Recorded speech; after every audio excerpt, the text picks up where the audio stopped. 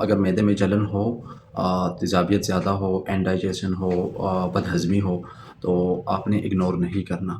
یہ آپ کے پاس گیسٹرائٹس بھی ہو سکتا ہے۔ گیسٹرائٹس ہم اس کنڈیشن کو بولتے ہیں جس میں معدے کی جو اوپر والی لیئر ہے اس میں سوزش ہو جاتی ہے، انفلیمیشن ہو جاتا ہے، تو میوکوزل لیئر اس کو بولتے ہیں۔ جب گیسٹرک میوکوزا میں انفلیمیشن ہو جاتا ہے تو ہم اس کنڈیشن کو گیسٹرائٹس بولتے ہیں۔ اب گیسٹرائٹس ایک ایسی کنڈیشن ہے جو ایکیوٹ اور کرونک دونوں بھی ہو سکتے ہیں، ایکیوٹ بھی ہو سکتا ہے اور کرونک بھی ہو سکتا ہے۔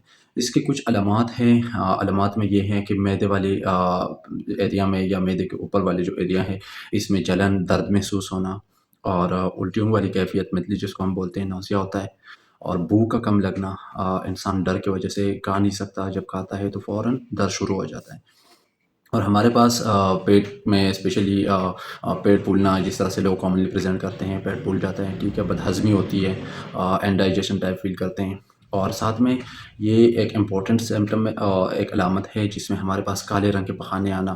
وہ ایک ایسی کنڈیشن ہے جب ہمارے پاس یہی گیسٹرک میوکوزا میں کچھ رگیں، کچھ خون کی شریانیں رپچر ہو جاتے ہیں تو اس سے خون لیک کر جاتے ہیں، پھر وہ بڑے پخانے کے ساتھ مکس کر کے کالے رنگ کے پخانے آتے ہیں۔ تو یہ ایک سیریس کنڈیشن ہے، اس میں مطلب آپ نے بالکل بھی اگنور نہیں کرنا۔ پھر اس میں یہ ہے کہ اس کی وجوہات کیا ہے۔ وجوہات میں اگر دیکھا جائیں تو ہر ریجن ٹو ریجن مختلف بھی ہوتے ہیں، لیکن ہمارے ہاں جس چیز کو ہم دیکھتے ہیں یا جس چیز کو ہم نے دیکھنا ہے وہ امپورٹنٹ یہ ہے کہ بتحاشا اینسائڈز، جس پین کلر دوائیاں جو ہیں، آسان الفاظ میں یہ کہوں گا، اس کا استعمال لوگ بہت زیادہ بروفین ٹیبلیٹ، ڈیکلوفینک ٹیبلیٹ، ڈیسپرین وغیرہ بہت زیادہ بتحاشا کھاتے ہیں، ڈاکٹر سے پوچھے بغیر کھاتے ہیں۔ تو یہ دوائیاں جو ہیں ہمارے پاس معدے کی جو اوپر والی جھلی ہے اس کو متاثر کرتے ہیں اور اسی میں سوزش پیدا کرتے ہیں، جس کو ہم انفلیمیشن بھی بولتے ہیں، تو اس سے معدہ خراب ہو جاتا ہے، گیسٹرائٹس ہو سکتا ہے۔ پھر دوسرا ہے ایچ پائلورائی بیکٹیریا جو ہیں وہ بھی کامن ہے۔ سٹریس ہیں، بہت زیادہ سٹریس لینا، پریشان ڈپریشن میں رہنا، یہ بھی اس کا ایک ریزن ہو سکتا ہے۔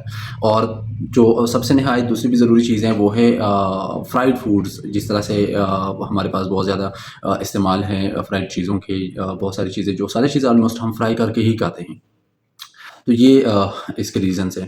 اور اس میں اگر علاج کے بارے میں بات کی جائیں تو علاج تو بہتر یہ ہے کہ آپ کسی بھی قریبی اور کوالیفائڈ ڈاکٹر کو کنسلٹ کر سکتے ہیں، لیکن یہ ہے کہ لائف سٹائل موڈیفیکیشن اس میں انتہائی امپورٹنٹ ہے، نہایت امپورٹنٹ ہے۔ لائف سٹائل موڈیفیکیشن میں یہ ہے کہ آپ جو فرائیڈ فوڈ ہیں اس کو کٹ آف کریں۔ اگر آپ اینسائڈز لے رہے ہیں، اینسائڈز جو ہم نے ڈسکس کیے ہیں، جو پین کلر دوائیاں ہیں، وداؤٹ کنسلٹیشن لے رہے ہیں، ڈاکٹر سے پوچھے بغیر آپ عام دردوں کے لیے بھی گولی لے رہے ہیں، پرولونگ یوز اس کے کر رہے ہیں، تو وہ بند کرنے ہیں۔ اور ساتھ میں آپ نے یہ ہے کہ تھوڑے سے اپنے سیمپل خوراکوں کی طرف توجہ دینا ہے، پانی کا استعمال زیادہ کرنا ہے، فزیکل ایکٹیویٹیز میں آپ نے انگیج ہونا ہے، اور سٹریس لیول کو مینیج کرنا ہے، اور ساتھ میں وقتی طور پہ آپ پی پی آئیز، جس کو ہم اومیپرازول، ایسومیپرازول کہتے ہیں، وہ کھا سکتے ہیں۔ بقایا علاج کے لیے آپ کسی بھی قریبی ڈاکٹر سے کنسلٹ کر سکتے ہیں۔